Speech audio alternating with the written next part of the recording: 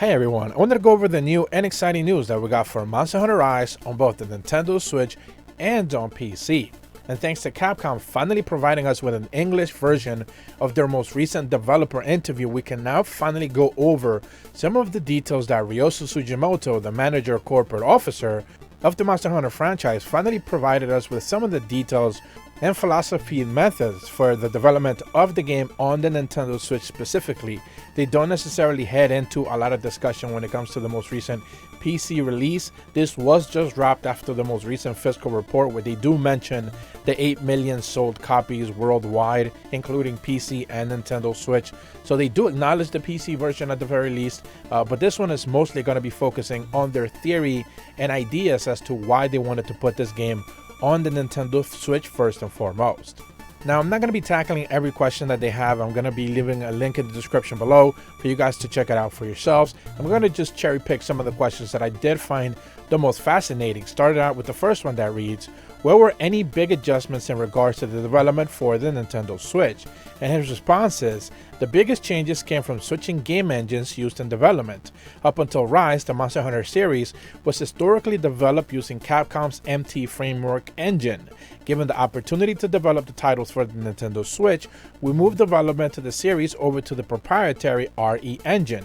In terms of gameplay, I always try to take on new challenges with each monster game that I work on. For example, in Rise we implemented hunting actions using the wire bug mechanic in order to give movements for more accelerating three-dimensional feel. This is one of the talking points that they've used multiple times in different developer interviews. This goes back to even like late 2020 developer interviews before the game came out, where they specifically spoke about the wire bug being one of the biggest and key features that the game, pretty much mobility. This was one of like the main calling points that they wanted to make. That mobility was one of the driving factors for the experience, and the Nintendo Switch was going to be that. It was going to provide that experience. Finally, where the Clutch Claw was a little bit of an early implementation of that, but now they're like fully blowing out that idea and making it a little bit something better. The second question reads, did this decision to go with the RE engine change how you made the game? The response is, as game consoles are constantly evolving, we felt it was vital to use the latest tools and technology, not only to keep up with the times, but also to lay down the foundation of Monster Hunter series to stay successful in the future. As I mentioned, this was the first Monster Hunter developed before the RE engine, so there was a lot of refinement done in customizing the engine to fit the needs of the project. As a result, we were able to realize seamlessly connected maps for the Nintendo Switch, similar to that we saw in World. And what this does tell me is that whatever the next project is going to be, it's going to be using this game as a foundation, as a bed.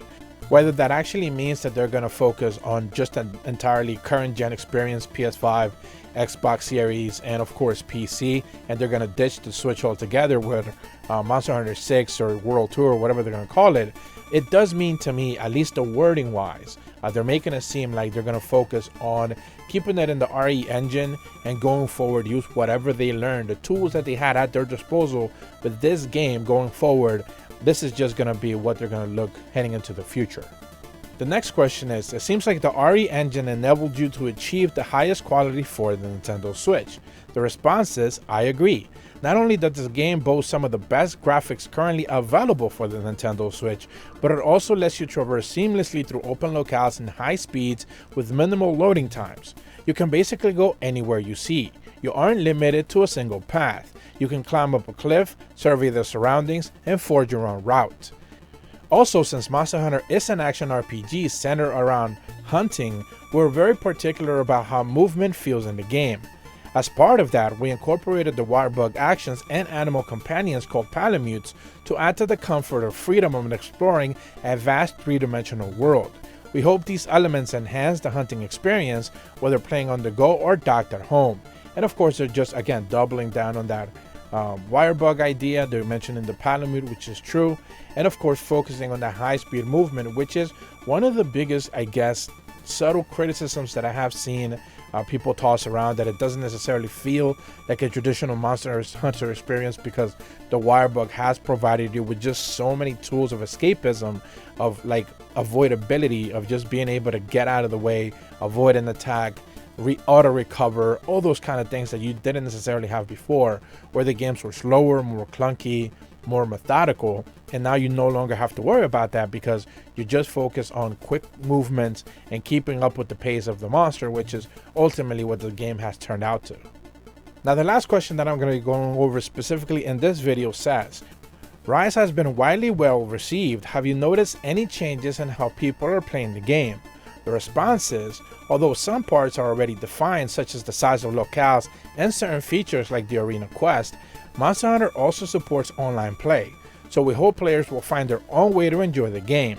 Recently, video game streaming services such as YouTube have come into the mainstream, and we've seen a lot of Let's Play and speedrun videos of Rise becoming popular. With the community graciously uploading videos, some players hold cosplay contests in-game by utilizing the character customization tools and combining different armor sets. There are many ways to play and enjoy the game. One of the biggest core principles of Monster Hunter's world is the avoidance of player versus player conflict or killing. So when I see players enjoying themselves in their own way, it coordinates with these values. It makes me happy knowing that we were able to convey this principle throughout the game.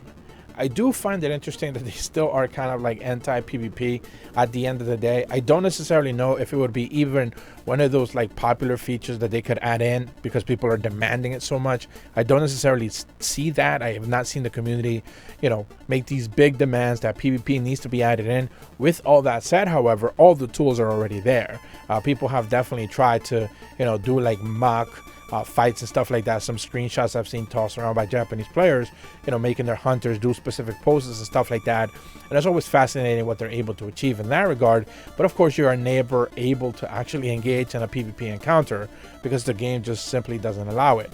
There is the trolling back in the day of like, Monster Hunter 4, 3, Ultimate, all those kind of games that had the bombs, people bothering you whenever you were trying to like carve a monster and stuff like that.